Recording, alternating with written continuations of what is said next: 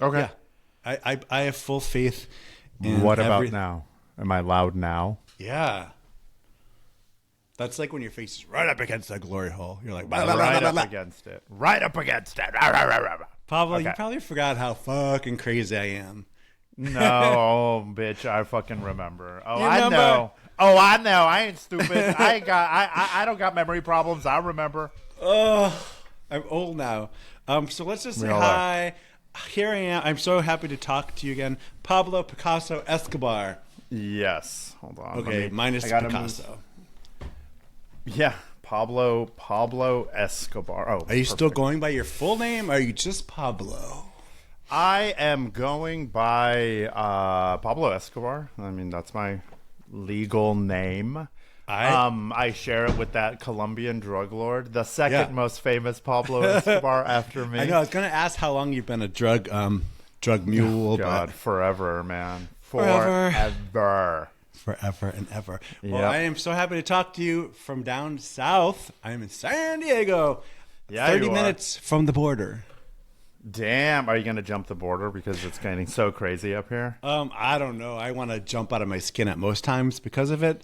But I haven't actually even been down to the border yet. It's like 30-minute drive. But the closest beach to where I'm at that's like right on the border is called Imperial Beach. The only thing I ever hear about it is that there's like massive amounts of human sewage just pouring into the ocean. And so like, I'm going to head north.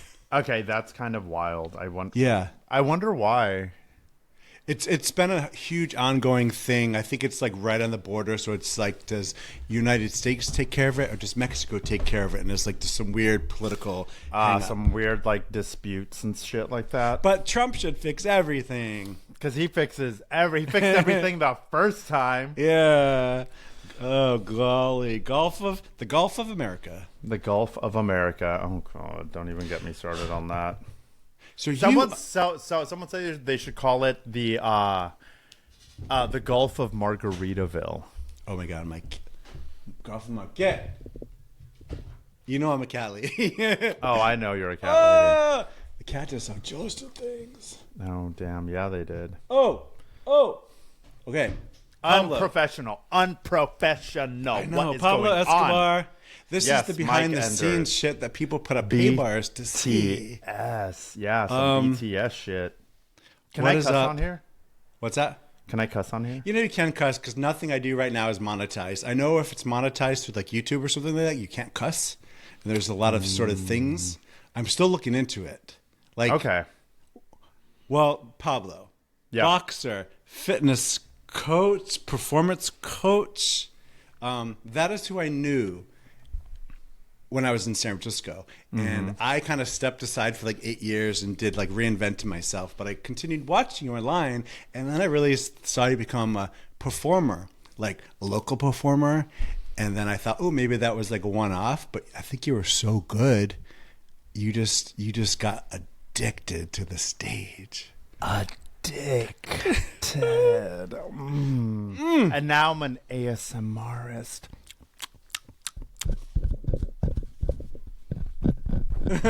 I wish I was her or one of those girls with the nails. I think. Wait, were you part of the? I came to Oasis once and I interviewed all the guys part of the show, but it wasn't Bologna. It was like was it Man Francisco? Man Francisco. Yes. Yeah. No. I'm in Bologna. Yeah. But They're that was not before around. you. That doesn't Yeah. exist anymore, right? You ran them out of town. They didn't You're wanna like say coming anything. down the road with like pew pew pew. Get out. Listen, I just call it like I see it, and like that's what happens. That's what happens. Like, what's up? Yeah. No, yeah, I've been doing Bologna for a while now. Holy shit, for like 7 years. The Bologna's been around for like 10. They just celebrated their 10th year, and I've been Has it doing been it around for for 7. that long? An all male review. And there's a documentary out, and I'm in it. It's pretty cool. I saw that happening. Where can people see that or find that? I think like you can find it on like Amazon or whatever. Like it's to rent on like iTunes and stuff like that.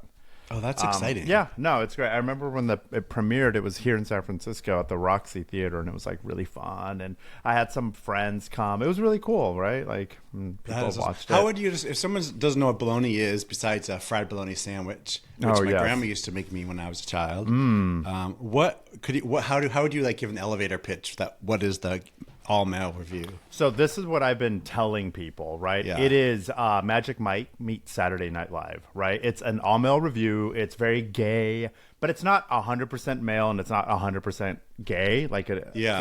Right? That we do have some like straight men. We do have some women. And it's fucking hilarious. It's, it's sexy strip teasing. It's it's speaking to the gay male experience, queer experience. Right. In like a really funny and insightful and thoughtful way. It's campy. It's sexy. It celebrates gay male sexuality, gay queer sexuality in all its various shapes and forms. But I was also saying like it's your favorite aunt's favorite strip show. Yeah, like it's silly.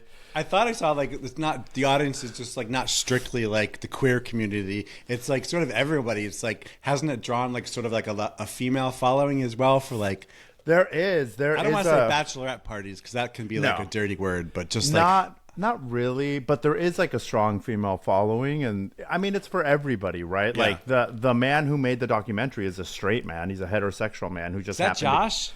Uh-huh. Oh, yeah. Fuck yeah. Josh did it. Yeah, and it's a great documentary. Like I highly recommend it. It's really interesting. You kind of get to see what Bologna's about, but yeah, right. It's comedy, it's sexy, it's sultry, it's campy, it has something to say. It's a little bit of everything. It's a lot of skits and it's funny. That's right. I feel like it's so San Francisco. It has so much San Francisco flavor all over it. And it's so funny. I lived in San Francisco. I moved there when I was in 1992, and I lived there for like on and off for 20-some years. But it took me to move away from San Francisco to really see San Francisco and the flavor. Like, for some reason, which is weird because I was in it. You know, I was there for like all the first Tranny Shack. That was like in my prime for all the Tranny Shack years. Ooh, love it. And so I was just in it. And like with art, sometimes you have to step back to look at it. And now that I've been away from San Francisco for a while and in some places that drastically has no culture, no camp, no queer scene, no art scene, I see things. I'm like, oh man, that's San Francisco. And the clips that I've seen at Bologna is so San Francisco because it's sexy, funny. I just think of like Darcy and rest in peace, Heklina, that whole Heklina, you're right. Camp drag fun, and I couldn't see it when I was so close to it in San Francisco, and I almost want to say that I took advantage of it just by living there because it was around me everywhere. And that's what Bologna I've seen looks a little bit like that. It's campy as shit. Someone's giving you a lap dance, but like I don't know if you're going to get a boner or you're just going to laugh your ass to your piss. Both. You're gonna laugh through the boner, right? Like that's what it's all about. Yeah. No, it's great, and like if anyone watching this, like go to a Bologna show, right? They have them like seasonally, I guess you can say. And you know, it's at Oasis. We have traveled. We've gone to Provincetown. P-Town. We've gone to Palm Springs, and people seem to like really eat it up and really love it. Yeah. And everyone says the exact same thing. Like, besides, like, it was hilarious, it was sexy, I love this. They were like, this is the most San Francisco thing I've ever seen. It is. I get that really more than ever. Yeah, and it's so stupid, right? And in some ways, exactly. And it's like about a diversity of bodies, a diversity of ages, a diversity of attractiveness, and a diversity of gender expressions. Like it's a diversity of all of it because it's celebrating that. There's no such thing as universally hot, and there's no such thing as universally not hot. Everyone finds something. There's there's something for everybody at all times, right? Yeah. Is that how you're sort of part of like the casting for that? Like, I'm sure that's thought out throughout the casting. Like, try to get like a large variety of just bodies and ages and sizes. Yeah, I think so. I'm not like in charge of cast. I don't do any of that. Right. But yeah. I think so. I know like for me when I started like 7 years ago, I went from like this like normal age to like now I'm one of the older ones. Like it's starting to happen, right? How the fuck did that happen? I don't even get me started. You take it back. Let's not talk about it. We're done. Zip. Boom. Yeah. You know, let's talk about the talkies now. What? Yeah. Let's talk about butts and taints and balls and drag queens. Everything that everyone wants to hear at all times. But that is good though. Like it's happening in San Francisco because I do remember before I left, like there's so much in San Francisco. It felt like it was like I don't want to say dying, but like bars closing, storefronts closing, and then there was that whole. I wasn't part of this, but there's a whole lot of people just leaving San Francisco because they're like, San Francisco's over. And I know like true hardcore San Francisco people are like, what the fuck are you talking about? San Francisco's never been over. But that's kind of when I left. Here's the thing. This is what I'm going to say. Fuck all of that bullshit. Yeah. You know what? San Francisco has the same problems that every city in fucking America has, right? Every city has its own unique problems, and every city in this fucking economy, in this fucking, you know, I'm going to sound very San Francisco now, in this neoliberal, post-capitalist, post-colonial, not post, like white colonial, like, and all of that, they all have fucking problems. Every city has its own fucking problems. San Francisco has its problems, but it also has... about San Francisco has become this tech city. Like, the whole world hasn't become this tech world, you know? So that was one of the funny things. Well, I mean, you know, it is an expensive city. There's a lot... You know, there's a lot to criticize about it, but there's also a lot to love about it. Just like there's a lot to criticize and love about L.A., Atlanta, Seattle, New York, Miami, like all of it. They all, you know... We have our own flavor of problems and our own flavor of neutrality, as well as our own flavor of greatness, right? Yeah, like I think it happens also when I've seen like being part of the older crowd, older generation. There's like the new generation coming in, and it's just I don't know. So it's just like fresh eyes, and like I don't know. It's sometimes I really like being sort of one of the elders and like having a reflection of back and all the days. But then sometimes I see some of these younger kids and like some of their ideas of like what the city is now and what the problems are, and I'm like, you're 23, which is amazing, but like, come on now. No, it's nice, right? Like I'm 41 now. I remember at 23, I was like, you know, I was idealist, which is great. There's something beautiful about the idealism of youth. And then, you know, like you start to see the way things work. You start to see what you can change. You make your own changes, and then you move forward. And then the younger generation comes in, and they see what you did, and they make their own changes, and they move forward. That's how culture and society moves forward, right? Yeah, well, that's how it was, because when I did leave San Francisco, I was sort of like, fucking hate this place. I'm over it. I'm done with it. I can't believe I live here. I don't want to live here. It makes me unhappy. But then I also realized, I'm self-reflective enough to realize San Francisco is what it has always been. It's been this like crazy weirdo place. Yeah. I have changed, and so I don't need all of it anymore. So like last night or the other day, or was it yesterday, we were talking on the phone, and I was like, I haven't left San Francisco. I'm not one of those people that hate San Francisco and think it's awful. I just left because personally I didn't need to be there anymore. If that makes any sense. No, that makes a world of sense. Like, you know, I'm glad it exists. Right? Yeah. But I just don't need to be there anymore.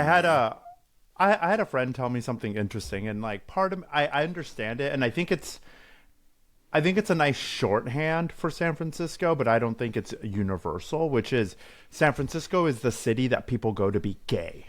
Yeah. Great. So when you come here, you are out, you are freshly out, you want to live a gay experience, and you've been like possibly queer. Yeah, in like a small town in a box, and you come to San Francisco, and you're just like, I am here. Like, you did your shit, right? And so people come to San Francisco to be gay, and he was like, people go to New York to be rich, and people go to LA to be famous. And I was like, okay, great. Like, I can see that as shorthand. However, I think that San Francisco also offers a lot of really interesting things outside of just being gay, for sure. Yeah. But I will say, like, this is a queer fucking city, 100%. Like, you can't escape it. Even as, you know, tech brings in younger, straighter bros and stuff like that. Yeah. The queerness is so embedded in the fabric and the DNA of the city that you just kind of have to accommate, be there, and embrace it, really. Yeah. That's one of the things I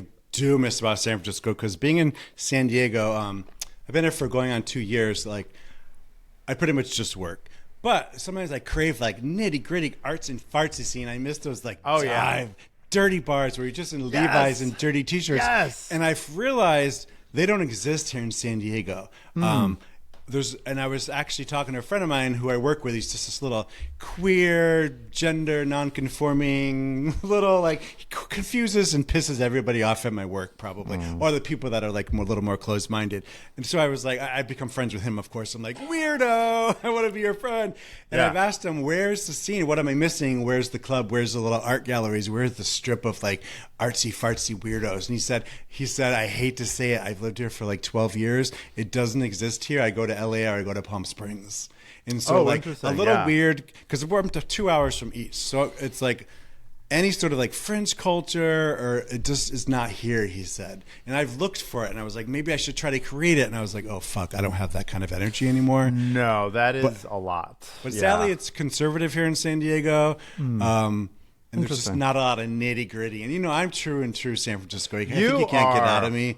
Just weirdo, dirty, dirty Levi's. Eagle. There's a reason why it called to you in the first place, and that fire, that like that pull, that attraction, that pull, that aspect of you that it had, is still in you. That hasn't left you, which is why you're still doing the things that you do, still kind of looking for that wherever you go. San Francisco gave it to you, but at the same time, we evolve, we move, right? Like there are things where like, okay, but like the priorities pace of that, priorities. 100%. I breathe better in San Diego.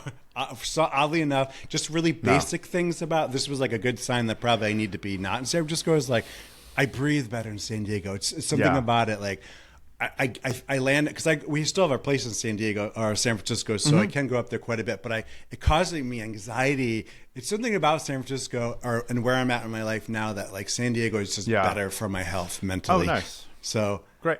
No, that shit happens. Like I totally get it. Right.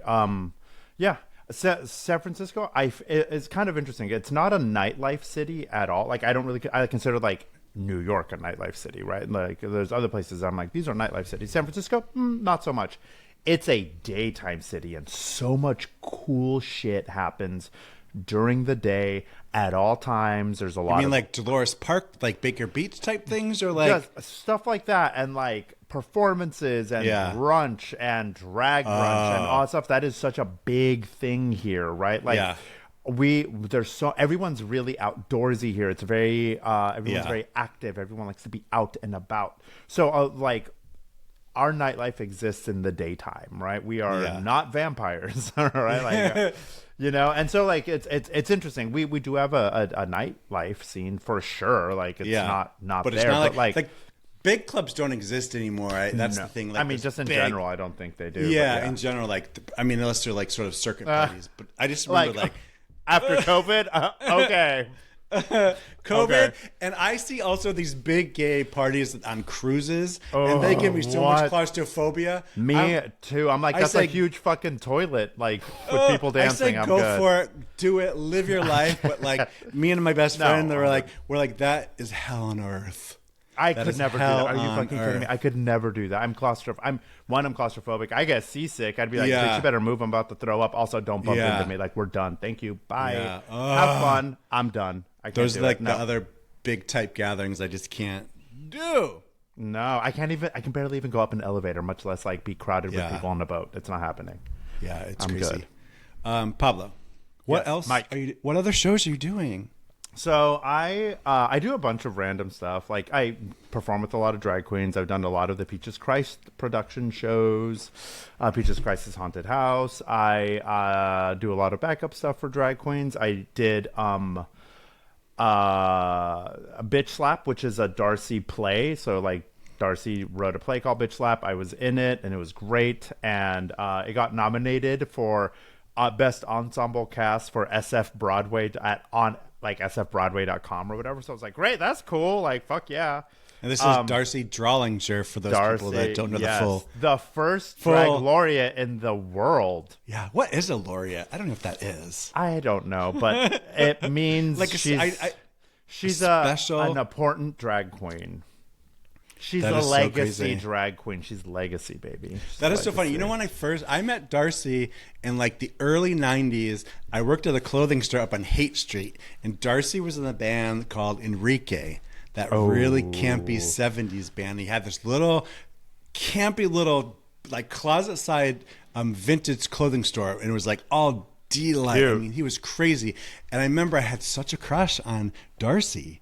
And I worked at the little rock and roll store down the street, and I was fresh in town from like upstate New York, and I was just like, but I landed this cool job on Haight Street. But I just remembered he was in a band called Enrique.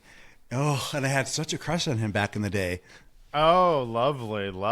Darcy. No. Darcy's lovely. I love Darcy. Yeah, he just seems like good people. Oh, solid As a rock. Yeah, Who owns Oasis these days? Darcy. Do you know this? Darcy does, right?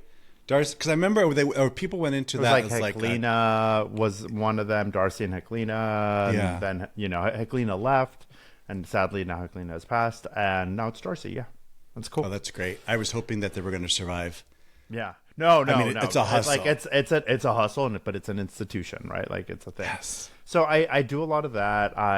Bologna. I've done a lot of those shows. I have you know me, I'm a humongous horror fan and a huge Housewives fan. I'm a humongous whore. Yeah. What about your horror podcast? I have my Hunks and Housewives show, which is here. It's also at Oasis. And it's essentially like a variety show. I have like a cast. It's drag queens, it's sexy boys, it's sexy girls. And we just like do weird campy Housewives tribute numbers and trivia with the audience and fight reenactments. And we have housewives that come as guests, and I interview the housewives, and it's kind of gotten to be like a big deal, which is pretty nice. So if you're a Housewives fan and you're in San Francisco, like look us up, or like go look at Hunks and Housewives, and you'll on Did you Instagram almost do like a House Husbands of San Francisco or something like that? Or? That wasn't me. Someone else did that. That wasn't me. That was Adam Sandell and a bunch of other Okay, I just remember it being a thing. I think it was cute, but yeah. No, like I a one-off did type thing. Yeah. Yeah, I did. I do Hunks and Housewives, and so it brings a lot of people in. It sells out like that, like all the time, which is wild. Yeah. I don't know how that happened, but I'm really happy about it. And I yesterday just had a call with an agent from Bravo to talk about like a relationship with the housewives and all that stuff, because they love it. It's so crazy. Like the drag queens will pretend to be a housewife, and they'll do a number, and it's wild and crazy, and then someone will tag it, and immediately the housewife will start messaging the drag queen and being like, I love the number. What is this? How do I get involved? Like it's awesome. Like it's really cool. And then I'm a horror fan, so I have my podcast, Scared Gay. Called and then, Scared Gay. Gay. I thought it said Sacred Gay. I was looking at all your links today, and I was like, oh, Sacred Gay. Sacred I was like, Gay. wait a minute. No, that's Scared Gay. Scared. So instead of Scared Straight, we're Scared Gay. Oh, shit, Mama. Do you know, it's like that gay-ass podcast. What? There's a podcast called Gay Ass Podcast. Oh no, I didn't know that. It's but pretty I love that. popular. I love that. Gay Ass Podcast, and he's really funny.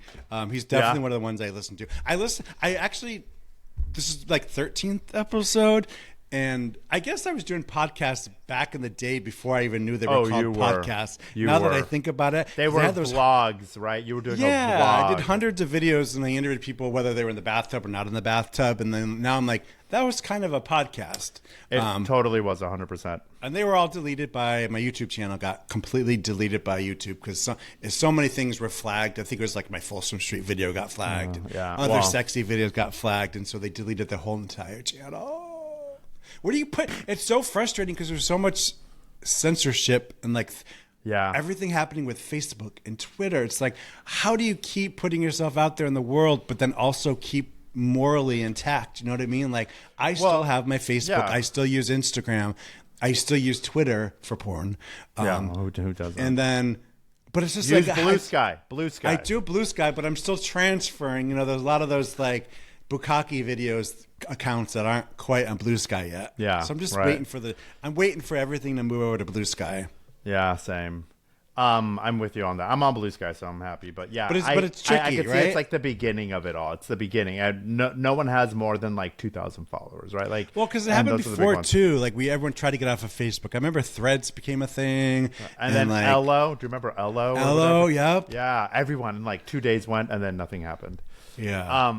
Yeah, no. But like, sorry to go back. Like, I have the podcast, and the podcast please. Has a live show, and so we had it, and we're gonna have another one this year in October. We always have it in October, so I'm very excited for the live show. So it's awesome. How does a live show work? I've seen those before, and call me stupid, but like I've seen people have live shows. Like you just go on stage and you're recording the podcast in front of an audience, taking questions.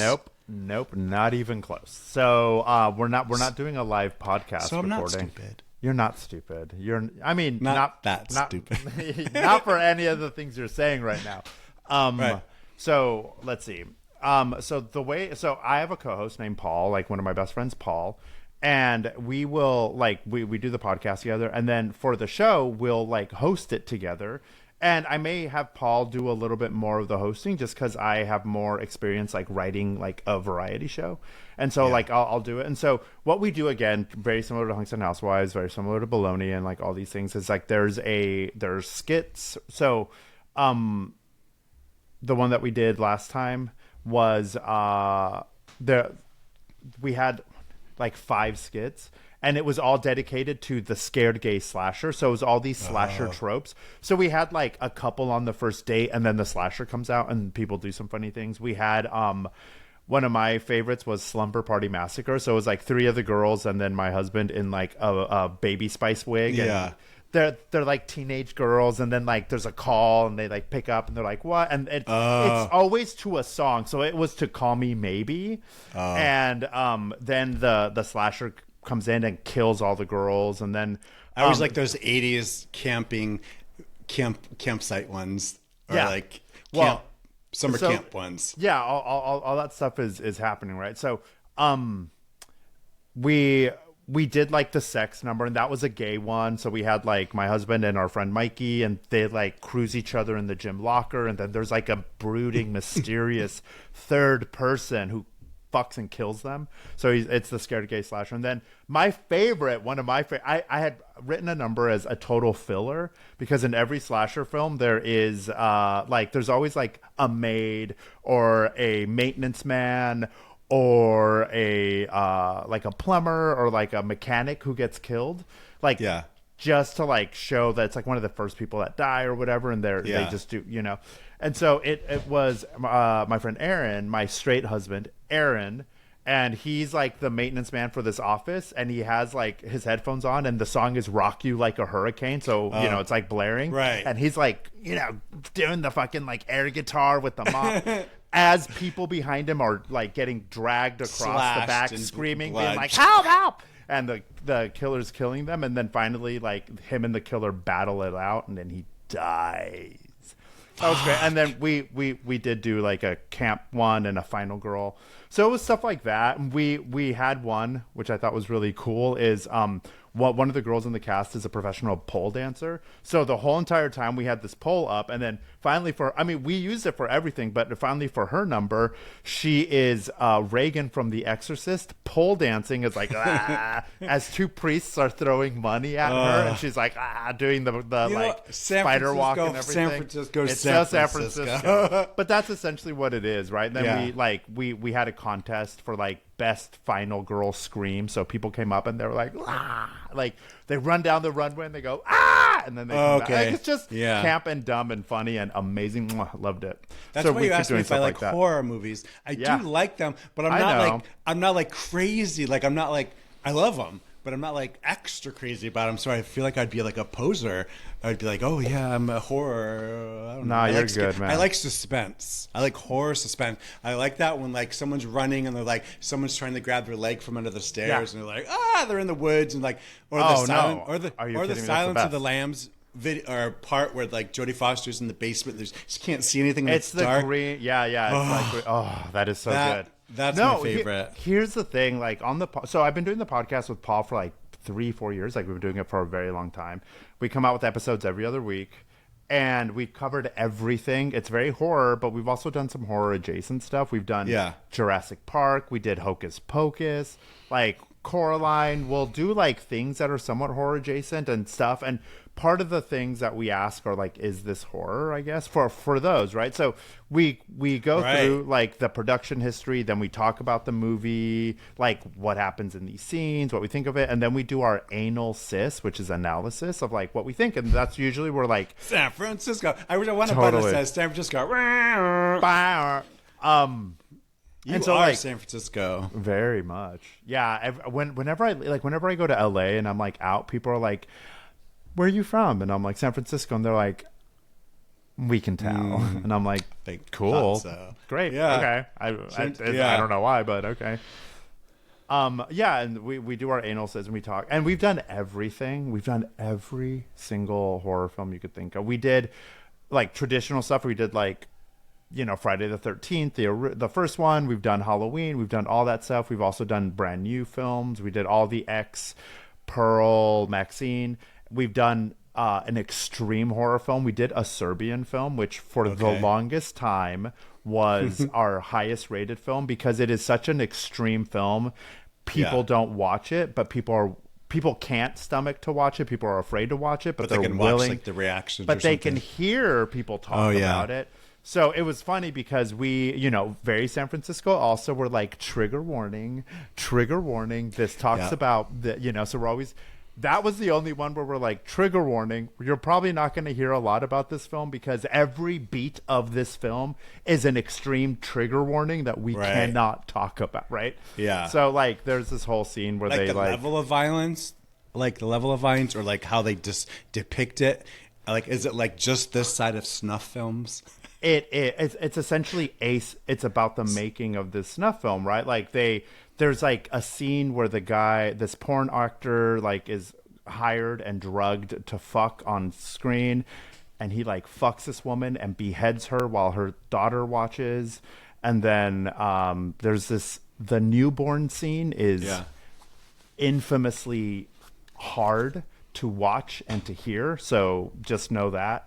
And then the like scene with the other female porn star is fucking brutal, and it's like everything. Like if it's in it, you name it. You're it's like in it. It's salivating. You're like, it's everything.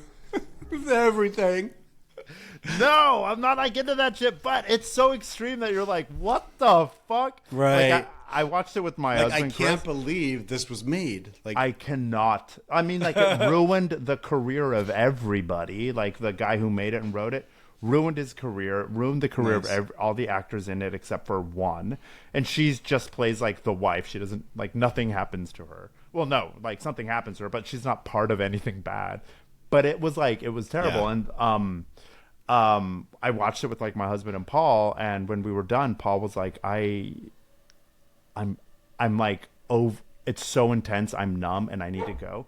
And my husband was like, I can't talk, and he just like went to the room, closed the door, and did not talk until like, I don't even want to produce any words right now. I just need to go sit with these feelings. And so like we cover everything. We cover horror comedies to this, to like extreme horror, to you know, by the time this comes out, we would have done we're about to record the next one, which is Little Shop of Horror. Like, we do everything. That's good. It's so fun, right? Because we love horror. And could people how can they find this? Through like the Instagram? Scared Gay? Yeah. We are on Instagram at Scared Gay Pod. Scared Gay. Is it also videotapes or just audio? No. It's just audio. So we're anywhere you listen to podcasts. So, you know, Spotify, Apple Podcasts, everything. So on Instagram, it's Scared Gay Podcast, and you just look up Scared Gay, and you'll like see like it's like a face that's like right with Scared Gay, and it's like with Paul and Pablo. A horror movie podcast with a gay agenda is what we call it. I had a lot of shit go on the end of 2024. I'm always on that verge of sharing too much or not sharing enough to make it boring. But the end of 2024 was horrible for me. I lost my brother. My cat died. A whole bunch of stuff. I mean, I'm working on that. That's terrible. But so. And this was kind of right after I started the podcast. So then I got in this mind frame. I'm like, you know, there's so much clutter in the world. There's so much nonsense online. There's so much garbage. There's so much noise. I don't want to add to it. So there was like 1 month where I wasn't going to continue with the podcast because I was like, I just don't want to add to all the clutter online, the noise, the junk. And then Trump was reelected. And then I've had a lot of people say, we need queer voices out there. We need more 100. than any. We need different queer voices. We need all kinds. We need queer. Of course, I'm like a white male, but my ideas and my interests are a little bit different than like the mainstream pop culture. And so people are like, get your idea out there. Just keep doing what you're doing. Keep talking to people. So here I am adding to the noise online. You know what? I'll say this. When it comes to shit like that, like right now, every marginalized voice is on the verge of being, that's my dog, on the verge of being suppressed, right? Like the agenda right now is to suppress every marginalized voice for the status quo. And that fucking sucks. So resistance is being yourself, being outspoken, adding to the noise, drown out the dissenting noises, make your the voice voices. part of, make like your voice be heard.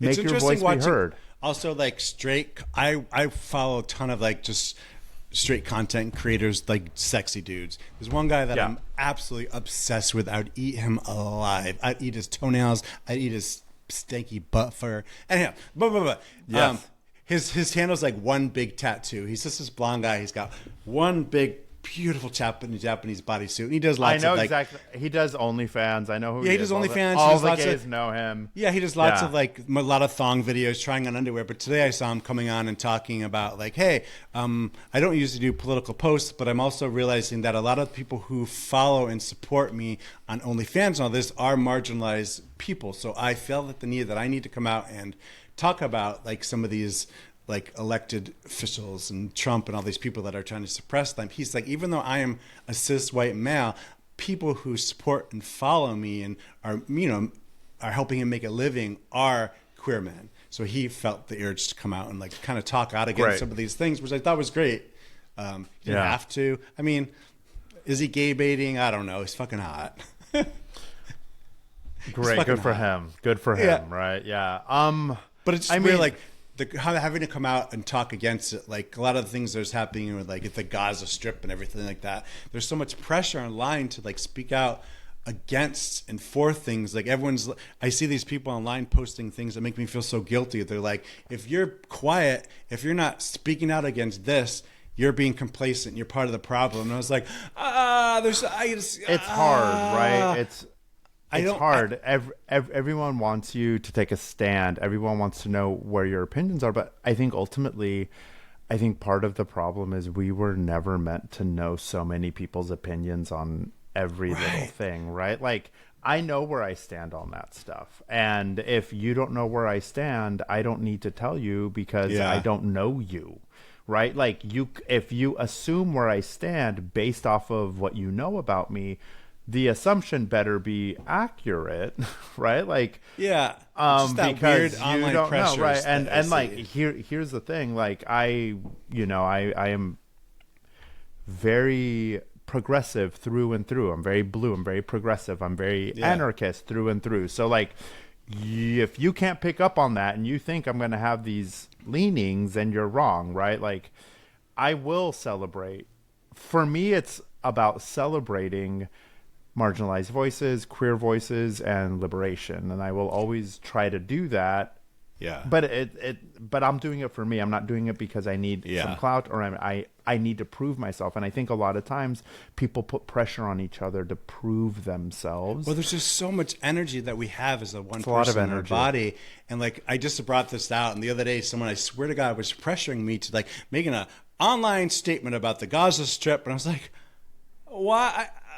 I was like, I don't want to. Like, I have opinions, I have my ideas. I don't want to have to express them online. And cause I feel like a lot of people online, when things happen or someone dies or there's wars or election, they have to like, everyone comes out to like their little podium. They're like, president's podium, and they make their statements online. I'm like, fuck, that's just too much. Yeah, I also it's really hard, want people to express themselves too. But I'm like, you don't need to. You don't have to. It's sort of like knowing when to add your voice and when not to add your voice. Here's the thing. When I find out someone expresses beliefs or opinions that I don't like or that I don't agree with, I unfollow because I don't need to follow them. And I expect the same thing. Like, if I am if you don't like my fucking opinion, if you think I'm way too progressive, way too liberal, way too this, then we don't know how to have a drag out fight in the comment section. Let's just go our other way. I'm just gonna just unfollow me and let me do what I need to do. Because I've seen lately, today even on Facebook, like I've seen this a bunch this particular week. Someone would take a screenshot and like, I have 240 friends in common with this MAGA nut job. I want you guys to, he's like putting an army together to go attack this person. And it's like, I don't know. It's just, there's so much like policing going on. I will say one of the things that I do, I don't know if it's right or wrong, but I fucking do it, is I stopped a while ago following like thirsty traps and like thirsty accounts because almost always something would come out where I was like, fuck this person. And for me, one of my big values is to see everybody as a whole person, to see everyone as an individual, not as a consumable object. Yeah. And like, so I felt like a few things are happening. If all I'm doing is for me, if all I'm doing is following accounts that I'm just like, this guy's hot and I don't care what his politics are, then he's not a person to me. He is a consumable object, and that is going against my belief system. The other one is, there are some fucking opinions that I'm like, no, fuck you. That's a bad fucking opinion. You're uninformed and it's hurtful. We don't have space for every fucking opinion or every person. If you believe in taking the rights and the lives away from other people, we don't have fucking space for you. Go fuck yourself. Like, I don't care what your fucking opinion is.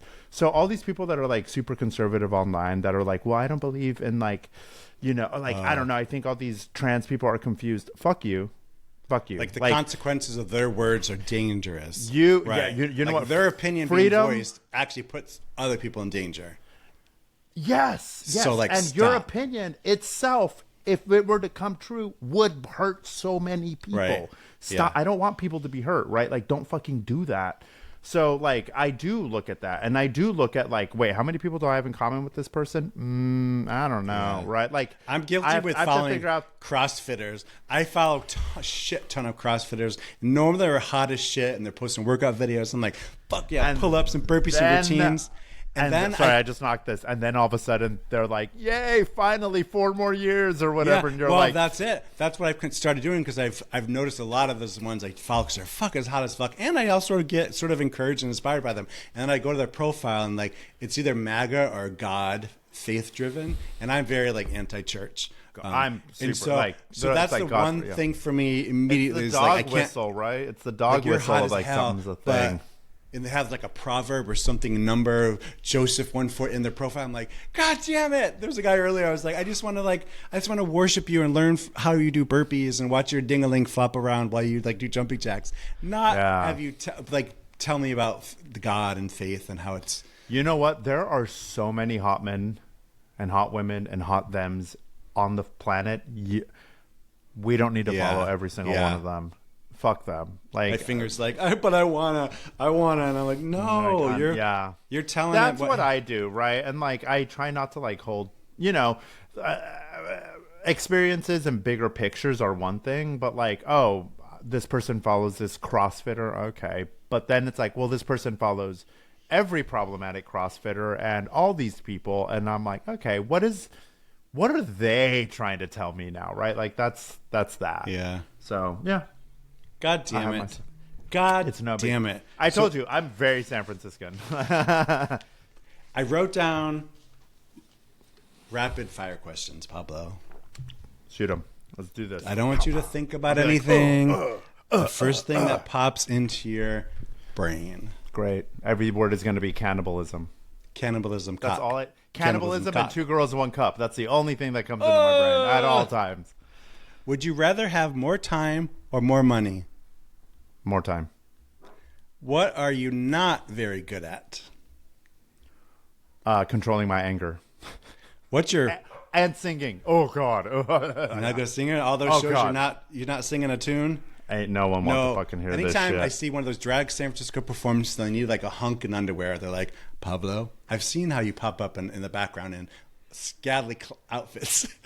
Perfect. Fine. I'll do whatever. If you think I look good, great. You're there. That's you're there. on you. You're there to perform. Sure. What's your biggest fear? That's a big question. Spiders. Who do you look up to the most? It varies. It changes a lot. Like it just kind of depends. Yeah. Situational almost. Yeah. What's the last thing you Googled? So I'm going to be a dad, and the last thing I Googled was fetal development in the 3rd trimester, because that's where we're at. We'll bookmark that and come back. Okay. What was your first job? I was 13 years old, and I worked at a grocery store, and I was paid under the table, and I was just like cleaning everything. Coffee or tea? Coffee. Oh my god. Early bird or night owl? Neither. In the middle? Yeah. You hate being awake. I wake up at 7 and I go to bed at 10. Like it's nothing. Like yeah. Great. The other night we were supposed to call you, and I was like literally getting ready for bed at 8 a.m. or 8 p.m. I was like, sorry, you missed my window. It happens. No big deal. Sweet or savory? Ooh, that's hard. Sour. I'll say sour. I know what this was going to be. Cats or dogs? I love both. I'm an animal person, but to live with, for me, more dogs. Got it. But I've had both, and I've loved them both. A celebrity that everyone else seems to love, but you can't stand. Oh, there's so many. Okay. I'm the worst. I bashed Beyonce the other day in a Casa. No! I don't like her. But anyways, this is about you. This is not about me. Oh, God. A celebrity that I like, essentially an overrated. Okay. I think he's attractive, but I think we are all understanding why. Oh, my God. Chris Pratt. Oh, okay. Okay. I appreciate that. I thought you were going to say Gus Kentworthy. I worship Gus Kentworthy. But you said celebrity. He's just an internet personality. But he was an Olympian athlete. Yeah, good for him. And he's fucking gorgeous. I would pay money for him. Sure. I would give up my life for him. That was not the question. That was not the question. Do you need to get something off your chest? Do we need to talk? No, I just love Gus. Yeah. So, what about your fitness world? You're still working and taking clients. Still taking clients. Still training. Is that what mostly pays your bills? None of my damn business. But no. Yeah. That's what pays my bills. Like for sure, right? Like that is my job. That is my career. I am in fitness. I really enjoy it. Right? Like it was funny. I was talking to one of my clients today about like this heteronormative way of thinking of careers. And I realized that a lot of people had always kind of put fitness professionals down a little bit as like a transitional career, and like, oh, it's a career when you're young. You want to make money on the way to becoming a physical therapist, a porn star, to pay through school, to do this, to do that, blah blah blah. And it's like, okay, great. But I actually find a lot of meaning in it. One of the things that's really important to me is helping people feel embodied in their body. And I'm not like one of those that's like kumbaya. I'm like, no, like play sports. Like we're fucking doing this, right? Like, right. Don't worry about your aesthetics. Worry about like your musculature. Worry about your power output. Worry about your strength. Worry about your flexibility. Like those are about longevity. Like let's do this. Be strong as fuck. When the zombie apocalypse happens, you want to be able to fucking fight. That's me and Mike's biggest thing, because I can't do a fucking pull-up. Like, I can fucking do squats, presses, whatever you want, curls, but I can't do one pull-up. And Mike's like, if the zombies were coming, I would have to leave you behind. That's our constantly going joke. I tried to do... Race Cooper helped me at one point in San Francisco try to do pull-ups with like rubber bands and stuff like that. And I could never do it. I still to this day can do maybe one pull-up. I need to be prepared for the zombie apocalypse. Yeah, you do, because it's going to fucking happen. It is coming. Or the mega apocalypse. Yeah. That's fucking happening. Oh, you kidding me? Fucking... Yeah, it's here in San Diego big time. You just go... It's all over, unfortunately. Scary. Yeah, sorry. Okay. Should I not be saying that? So there's two questions that I ask in every podcast. One of it, the first question was going to be like the whole main focus of the podcast, but I realized that's not that. My cats are doing things. Oh, it's not like that fun for the whole podcast to be about aging.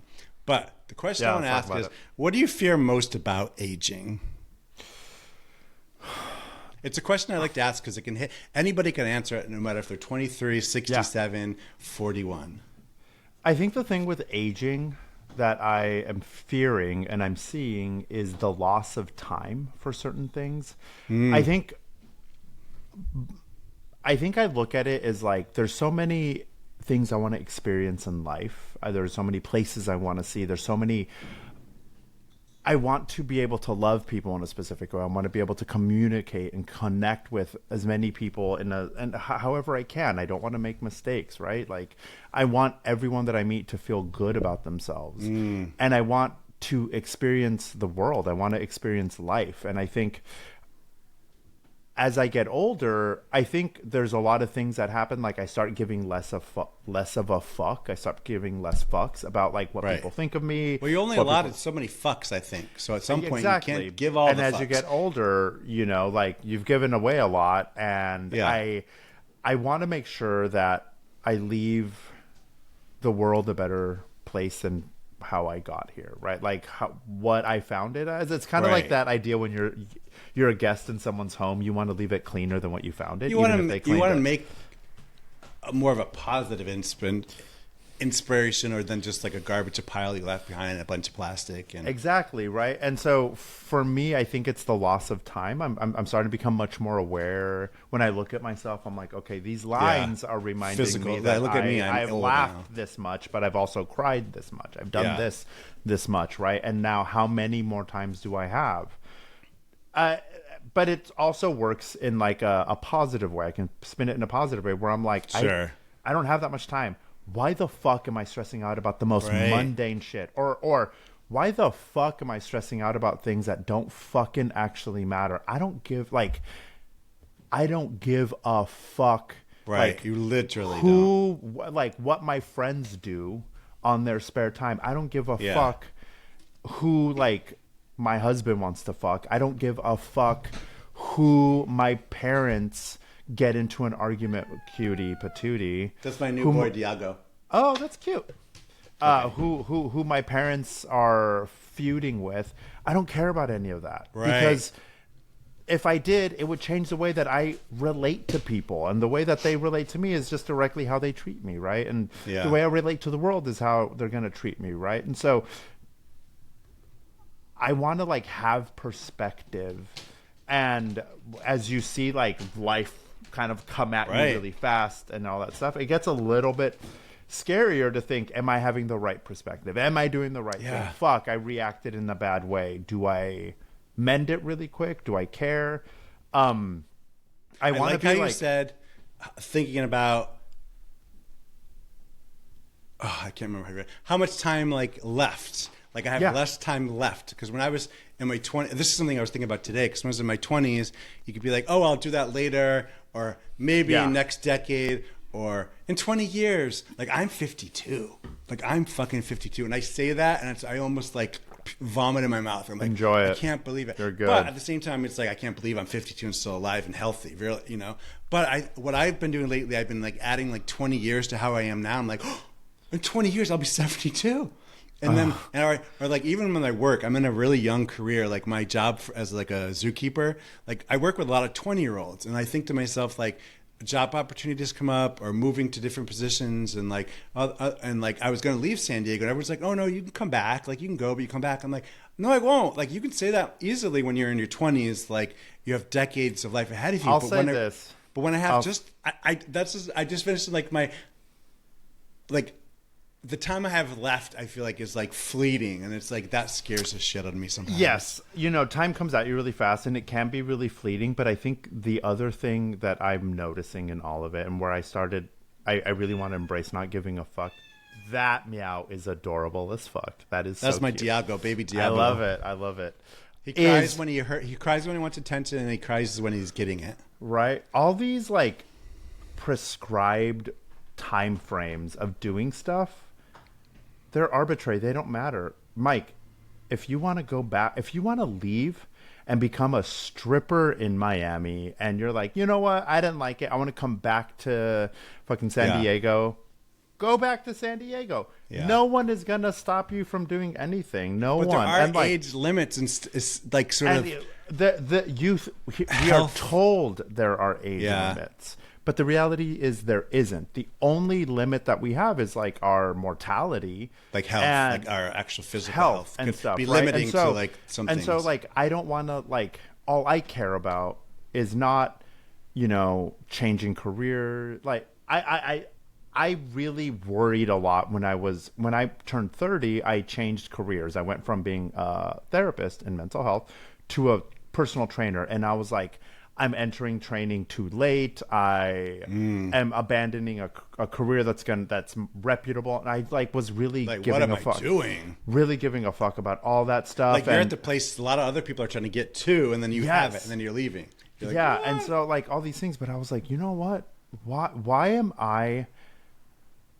Who said that you can't change career? Who said you can't go back to school? Who said you can't live whatever life you want? Like, I think as I get older, the thing that I'm starting to realize is, I'm not living anyone else's life, and no one's living my life. Yeah. I have to live mine, and like, take it or leave it. Like, if I give my life to, like a timeline or something. The control and the ability to do whatever I want to feel meaning in my life to this person or that person or this person or that person, then at the end of the day, I'm going to spend my whole entire life shitting the fuck out of myself. I should have done this. I should have done that. And never actually feeling like I lived a fulfilled life. And like, I want to live a fulfilled life. And now that I'm getting older, I'm looking back and being like, what are the lessons that I can take from the mistakes that I made? How do I not wasted make them? energy or wasted thinking? Exactly. Or... Like what did I waste? Great. How do I turn that into something that will like really help me later on? And then when I am on my deathbed and I'm reflecting on my life, what I really want is to say, I loved everyone hard. I did my best to show up for everyone. I added my brand of chaos. I did these things. I do like that. I added my brand of chaos. Yeah, I don't regret shit. I don't regret anything. And I'm ready to go because what else am I going to do? I have seen those stories. I've been around people who are passing like in their last days. And like I've seen a couple of people, unfortunately, at peace. And I'm like, I want to be at that. I want to be at peace on my deathbed. And I think that, and I think a lot of that really is letting go of everything. Just like, I'm ready. Fuck it. Yeah. Like, fuck it. I just all right. Do it. Yeah. But yeah, you see it coming. Yeah. Budgie. This is my little boy. Diego. Cute. Lovely. Okay. My last question. Yes, I'm here. What today makes you say, hell yeah, and gives you pleasure? Whether it's food, a movie, a TV series, a new coffee shop. Everything. So many things, right? Like, what makes you go, hell yeah? Even if it's stupid, like, damn, my beer's looking good this week. A couple things. A couple things make me say hell yeah. The Real Housewives of Salt Lake City. Hell yeah. Like, that makes me say hell yeah. And this, fatherhood that's coming in 2.5 months. Like, those are the things that make me say, hell yes. I am so excited. Preparing for a baby. A baby. A human baby. I went to your husband's Instagram profile earlier, and I was like, oh, I hope it's not private. And it wasn't. And I scrolled down and I saw you had a little picture, like a little sonogram picture of a baby. Mm-hmm. Yeah. There's a little baby. We even did the 3D sonogram, and it looked like, and like, no offense to this baby, I was just like, oh, this is what 3D sonograms look like. But it was ugly. I was like, this baby looks like the baby from Nightmare on Elm Street when Freddy Krueger came out as a baby. Like, I was like, that's freaky. You fucking wish. I know. You wish. Right? I was like, but no, like, I mean, like on my refrigerator, we have a sonogram, and you can just like clearly see a nose and lips and like everything, and I'm like, damn, that's a baby. Oh my god. Tell me if this is too personal. Like, are you guys, I don't know, this might be too personal of a question, but are you guys going to be sharing raising the child? Are you guys bringing the little bun home and raising the child? I know this is maybe obvious, but I didn't know if like, no, shared this parenting, is great. No, or like, is the baby coming home to live with you and you're going to be the primary care? Here's the thing. way too nosy of a question, but I'm curious. No, it's totally fine. And actually, I think it's something that's really great to talk about because I think it like gives a and like I'm not like, oh, I'm so enlightened I'm doing this, but we're doing a co-parenting situation with the biological with the gestational parent. They're female-bodied, non-binary, but gestational parent. And I grew up with them. Like we grew up together. We've been best friends since like we were 7 years old. And you know, I think I was telling you really quick, it's like the thing that every gay guy and some like fag hag do where it's like, if we're not, you know, if we don't have kids by the age of 35 or 40, we're going to have a baby together. Well, guess what? Me and my best friend used to want to have babies together and get a Jeep and have Huskies. That's essentially what we're doing. That was our dream right? in high school, yeah. Yeah. Okay. And so, luckily in California, they allow multiple parents to be either on the, like more than two parents to be on the birth certificate or to do a multi-parent adoption. So we're going to do I did not know that. Yeah. So we're going to do that so that each one of us has equal legal protections as the recognized parent of this baby. And we're going to split custody 50% in our household with me and Chris, 50% in their household. And we're just kind of showing up, splitting up finances. The great thing is, you know, we've talked at length about this whole entire process. What are parenting? You have to front load it so that when you're doing it, you already kind of know this is what this person finds important. Right. This What's is expected. Probably how they're going to be disciplining. This is what they're going to be doing. Right? This is going to be there's like Latino culture is incredibly important to me. Jewish culture is incredibly important to the other parent, and Cajun culture is really important to Chris. So like this kid's gonna have all of it, right? So that baby's gonna be San Francisco as fuck, and raised by like drag queens, and he's gonna be coming out of the womb wearing Vans, Vans, Birkenstocks, fucking all of it, in a little piercing. Yeah. I have to figure this out because someone told me like, oh yeah, this kids are going to reach up and like grab it within like the moment they can start grabbing stuff. Holy shit. When is the baby due? May 1st. But any of the 3 weeks leading up to that, they told us to be ready. Fuck, that's so exciting. I know, right? It's really cool. And frightening because life's about to change forever. You know, whenever I think of this incoming baby, I just remember Miley Cyrus's song Wrecking Ball because I'm like, that is exactly what happened. I came in like a wrecking ball. See, I can't say it. Bam, that is what that baby is. Shit diapers, vomit on your shirts. I hope you have like a stroller with spikes. That's every skulls. Fucking Folsom for me. Like, I'm good. Vomit. I'm good. Shit diapers and vomit. That's my Folsom. It's all good. Yeah, that's a Tuesday night in San Francisco. Pablo, we have talked, and I just want to say I'm so happy for everything that I'm hearing coming out of your shit whole face. I know, right? Your ass face. This thing. You look great. Yeah, you look great. Try. I'm AJ. One of the things that's important to me, and I was like, I cannot believe this is the only time I'm going to say something that has to do with vanity. I just want to be a hot dad. Oh my god. Yeah, buddy. I think you're well on your way. I'm trying. You still want to be fuckable. Well, are you guys open? Oh, we talked with that. No. Beep, beep. Yeah, no, it's all good. Yes, no. All right. Yes. Most happy couples are open. That's all I can say. It happens, right? Yep. It happens. I keep saying like, oh, my shirt keeps coming up. I just farted a minute. I didn't know what I said at first. I was like, I just farted. I love it. It's one of my favorites. Well, thanks for taking the time out of your schedule. Of course. Yeah. And I'm going to put your Instagram links. Congrats on the baby. Have fucking baby showers. And I know. Oh my God. I still can't see how that baby goes. I think it's going to be, I'm going cuckoo bananas right now. I'm like, yeah. I'm so excited. Like, so. All right. Well, next time I see you, you're truly going to be a poppy. I'm going to, I'm going to be a poppy. I'm going to be a poppy for sure.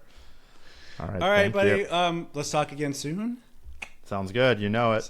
And next time I'm up in San Francisco, I'm going to time it in one of your shows because I come up there sometimes and I don't leave the apartment. Oh, I'll drag you out kicking and screaming, and you know I got the strength to do it, so don't even try me, bitch. You did at one point made me do all those stupid lunges with the 40-pound weight, and you lunge, and then you twist, you lunge, twist, and you also made me put all the weights in a crate. You were at that gym in the Castro, like above Pete's. Oh, and you made me run across the floor with the weights. Duh, that's so good. That is so good for building full body strength, overall body strength. It's love it. Ugh. All right. Love ya. Love you too. Thank you. Bye. Bye.